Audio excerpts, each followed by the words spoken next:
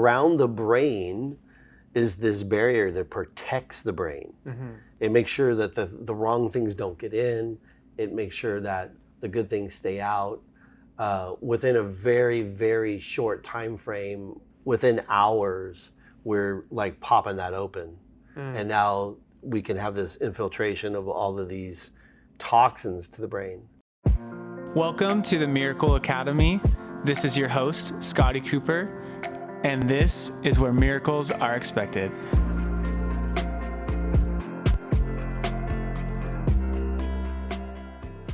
Welcome to the Miracle Academy podcast. I'm your host, Scotty Cooper.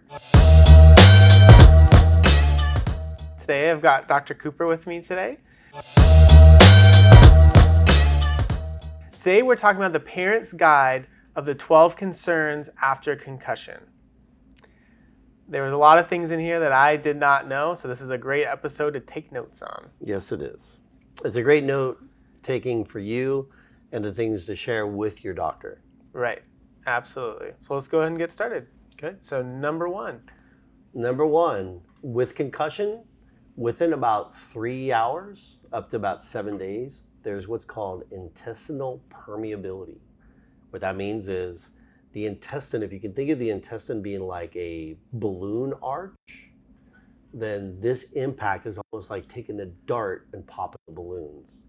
The inflammatory cascade, the mucosal atrophy that happens, the gastrointestinal problems, and the concern here is that there's what's called the gut-brain axis, which we'll talk about in just a second. But we're really having a great, huge effect on the gut-brain axis. We want to be aware of this because we want to be careful about what we're trying to feed these people, because junk foods and foods that have like no nutritional value are really going to be make this problem significantly worse. got it. All right, so the second one.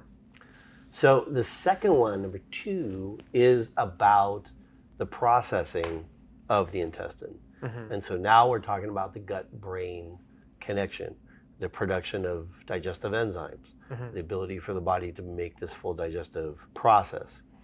You've heard of a condition that's called irritable bowel syndrome, or IBS. Yeah. A huge percentage of people that suffer with IBS actually started with a concussion, right? Because we've now dysregulated, we disconnected the gut-brain connection, right? So when parents are talking to the doctor, we want to be checking the stomach and the small intestine and the pancreas and the large intestine. We want to make sure that this person's having a regular bowel movement. We want to keep foods in there that are not going to damage that gut-brain connection. Got it. Number 3. Number 3 is really about the immune system, because in a very, very short time frame, the immune system becomes extremely vulnerable. And so we find that these people end up getting sick, and whether it's a cold, whether it's a fever. I noticed with our children that younger in life, if they hit their head and I did not attend to that with a chiropractic adjustment, within 24 hours they would have a fever. Wow. And it happened every time until I figured that out. Right? I think we just saw a patient recently like that, right? Yes, we did. That we figured out that there was a concussion in front of it. Right. And then her immune system was weakened and then ended Right. up with another problem. Right. Exactly right. Cool. Number 4. Number 4 is about the blood-brain barrier. So the blood-brain barrier around the brain is this barrier that protects the brain. It makes sure that the wrong things don't get in. It makes sure that the good things stay out. Within a very, very short time frame, within hours, we're like popping that open. And now we can have this infiltration of all of these toxins to the brain. Got it. Now, one of the toxins to the brain, several of the toxins to the brain, one would be caffeine. One would be sugar. That's probably one of the biggest ones. Yeah. Essential or non-essential oils, so like things that are deep fried. The problem with the damage to the blood-brain barrier is that now we're not protecting the brain from those things. So neuroprotection becomes critically important. But in the most common scenario, person gets injured, let's say it's in an adult, because we know that like 71% of adults that went to the ER that were over 65 happened because they fell and hit their head. Wow. But what do you think, after the hospital checks them out, and that's appropriate, but what do you think the number one thing that's prescribed to those people would be in that scenario? I would guess they would probably tell them to go home and take Tylenol. Take Tylenol. So Tylenol made of acetaminophen has a big problem with this blood-brain barrier because the Tylenol itself, acetaminophen, actually punches holes in that blood-brain barrier as well. Wow. Yeah. What heals that blood-brain barrier is glutathione. Where do you get that? Dark green leafy vegetables. Got it. Yep. All right, number 5. Number 5 is about blood pressure. So what we know is those people that suffer with a concussion will absolutely have blood pressure abnormalities, whether they have high blood pressure or low blood pressure, or blood pressure that can't keep up with them when they change positions. So they could be lying down, stand up, and get like vertigo, or what we call orthostatic hypotension. Yeah. So blood pressure has a real high impact, and without that being evaluated, that could be a really long-term problem. Got it. Number 6. Number 6 is about the adrenal gland and the hormones around the adrenal. So the adrenal gland makes 2 primary chemicals. Number 1 is adrenaline, and number 2 is noradrenaline. Adrenaline is your fight or flight. It's how well you handle stress. So you're going to find these people just absolutely don't handle stress. They're not working in the frontal part of their mind where we perceive everything and see everything as it is in the world. They're working in the brainstem, which is everything's cataclysmic. Yeah. Right? It's all about trauma. It's all about survival. Right? Everything's like an overwhelm. Yeah. And I think the statistic, somewhere between 25 to 100% of people that have had a concussion will suffer with this adrenal insufficiency. So adrenals handle stress. Adrenals keep you from getting dizzy when you change positions. Adrenals keep the pupils of your eyes constricted in the bright sun. Yeah. Adrenals, the other aspect of the chemical, the noradrenaline or norepinephrine, keeps you from having anaphylactic reactions. So you've heard of like, a child that eats a peanut and then they go into like, an anaphylactic reaction. Yeah. Right. So all of those types of things, those are all created by the adrenal gland. Hives, welts, itchy, things that like the drug that you would be familiar with or people would be familiar with would be called Benadryl. If they need Benadryl, they've had an adrenal problem. Got it. So now what's above the adrenal though is the pituitary gland, and very commonly the pituitary gland is also affected by this. We might talk about that in just a little bit. Number 7. Hydration. Hydration, absolutely. So when this happens, there's a great deal of inflammation. We need to get that inflammation out. How we get that inflammation out is, number 1, don't dehydrate the body. So just if you spilled poison on your driveway, you'd squirt it down with a hose. Same thing, when we have this overwhelm of inflammatory product being created, we need to hydrate the body. Our recommendation is half of your weight in ounces, as long as there's not congestive heart failure or kidney problems. Yeah. That would be number 1. And number 2, we're going to avoid any type of dehydrating food or drink. That's coffee, tea, chocolate, soda, energy drinks. They're out. Number 8. Fat consumptions. So when we consider that the brain is predominantly fat, there's several different types of fats that we can have in our diet and in our world that can either aid in this healing or really compromise this healing. Yeah. So the oils and fats that we want, it's avocado and fish oil, olive oil, or coconut oil. These are really good choices. The oils we absolutely want to avoid, the 3 C's, corn, cottonseed, and canola. Mm-hmm. Okay, the 3 S's, sunflower, safflower, and soy, soybean oil. Palm, peanut, and grapeseed. We call that rated PG. All of those oils, the 3 C's, the 3 S's, rated PG, those take your body 142 days to break those down. Wow. Okay. Now, if this person happens to be using a petroleum-based product like Vaseline or chapstick, or they're running like scented candles in the house, that's like 7 times worse. Right? So your toxicity to the brain is going to be hugely impacted by those oils. Those have to be addressed. Got it.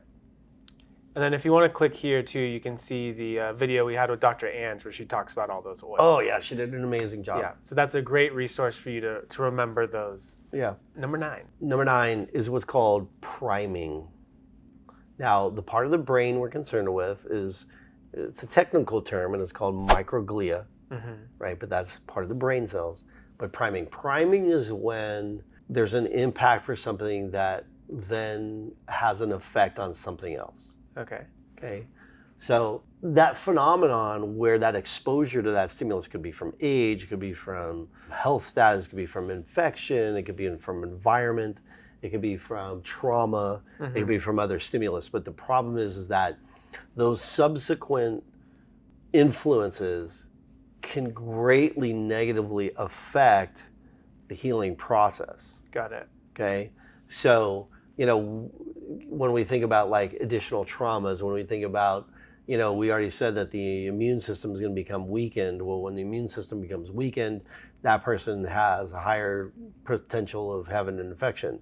I would do everything in my power to prevent that, because an infection will do microglial priming. It'll make this problem worse. Got it. The other concern we have is that when we look at this, that condition can happen not just in the days and weeks afterwards, but this could happen months and years down the road. Number 10. Number 10 is about the injured neuron. This has to do with how the information is being sent from the one part of the neuron to the other, and how the synaptic connection will break, and how the tubules themselves will disband, and the release of these different poisonous chemicals that will then seep and destroy those other nerve cells. Got it. How we fix that is 2 things. Number 1, we have to evaluate the outside cell wall of that nerve cell. So that nerve cell has its own level of protection, almost like a doorman. Right? We talked about the doorman principle, right? Well, what's the doorman principle? You don't let things in that shouldn't be there. Exactly, because what's it easier? Easier to keep them out, or easier to get them out once they're in? It's much easier to just not let them in. Exactly. That's exactly right. So that's number 1. Number 2, what we have to do is we have to empower that cell. So we empower that cell by rehabilitating the mitochondria. Now, mitochondria are the powerhouse of the cell. So the thought's really simple. You've got a cell phone. Yep. How powerful is your cell phone? Well, with me using it, really powerful. With you using it, really powerful. How powerful is, say, Charlie, our producer's cell phone, when his phone goes dead? Like a minute before this video? Like about that minute before the video. Not very powerful? Not very powerful at all. I mean, almost useless, correct? Right. When a cell becomes powerless, it's essentially useless. Yeah. It's now susceptible to anything, right? And that's where the damage happens. Got it. Now, one of the really cool things about correcting these things and understanding the injured neuron, understanding we need to fix the mitochondria, is to understand a little bit about the mitochondria just a little deeper, because the mitochondria is the powerhouse. But if you opened it up, sitting inside of it are these things, we could think of them like batteries. Okay. They're called ribosomes. Ribosomes are the batteries that actually empower the mitochondria. Ribosomes are very interesting. Because what makes a ribosome different than every other cell in our body is that it doesn't use DNA as genetic code, it uses RNA. Why is that significant? Because bacteria use RNA. When we look at something like an antibiotic, how does an antibiotic, how can it scavenge the body and only find bacteria? How can it do that? Yeah. Any idea? I think it looks for the RNA. That's exactly what it does. It's an RNA scavenger. And predominantly what it does is it searches through the body and finds RNA. And when it finds it, it destroys it. So what if you destroyed all the batteries inside of the mitochondria? They're not going to work. It's not going to work. And is there going to be any way to rehabilitate that? Without knowing you, probably not. Probably not, exactly.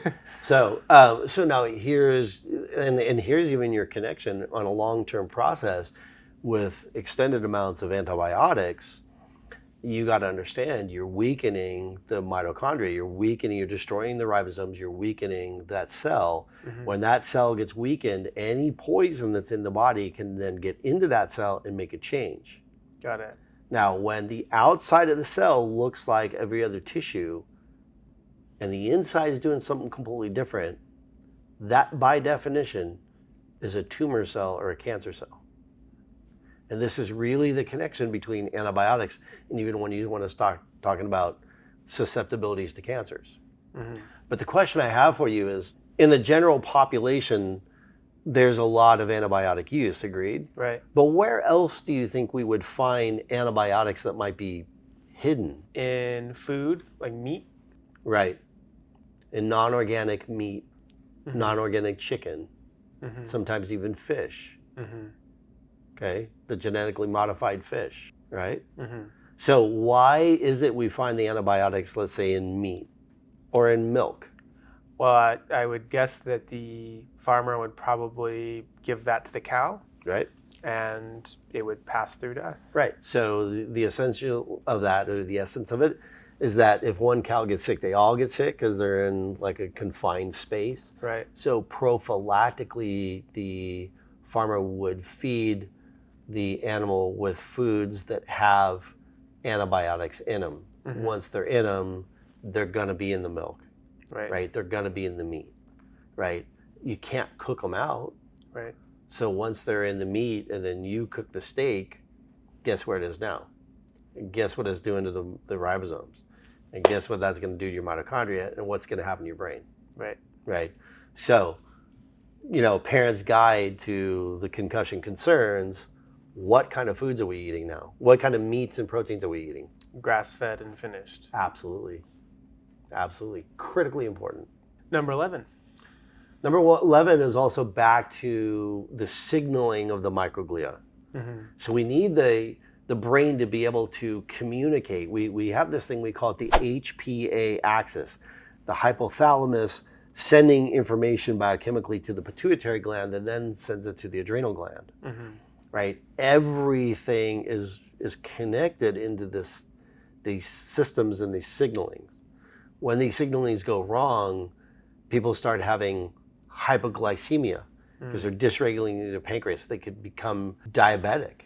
They can become, we talked about the adrenal, a huge percentage. Now I'm not taking huge, not like 100%, but 8 to 10% of these people have their pituitary gland no longer work. Wow. Now, the pituitary gland in the woman in their childbearing years controls all of her hormones that helps her regulate her period. Luteinizing hormone, follicle stimulating hormone, and so on and so forth. So if you dysregulate that, what happens to her period? Goes crazy. Goes crazy.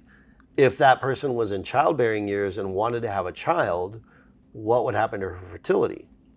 Be non-existent. It'd be non-existent. So now all of a sudden this woman is struggling to have a baby because she's got no control and no signaling going on in her brain. Wow. That makes sense? Yeah. Same thing when we talk about oxygen and the oxygen content. Same thing when we talk about adrenals. We kind of talked about that. And anything that's an endocrine function has that potential. Got it. Now, can we talk about really quick what's the good news? Yeah. a word called neuroplasticity. Ooh, neuroplasticity. Great word. Neuroplasticity means that your brain rewires. So in other words, if you were on the freeway and there was a car broken down in front of you, you wouldn't pull right up to it and stay there. Right. What would you do? Go around it. You go around it. So when we put the right things back into the brain and we start handling these 12 concerns, guess what the brain does? Drive around it. Reroutes it. So then the question is, if there's been damage, let's say this is a person that had this damage 10 years ago, does that concern us? No, we just need to. Why? Because it can reroute around it. Yeah. Right? That's exactly the key. Wow. Yeah. Very empowering. Yeah, totally cool, huh? Yeah. Last one, number 12. Number 12, depression.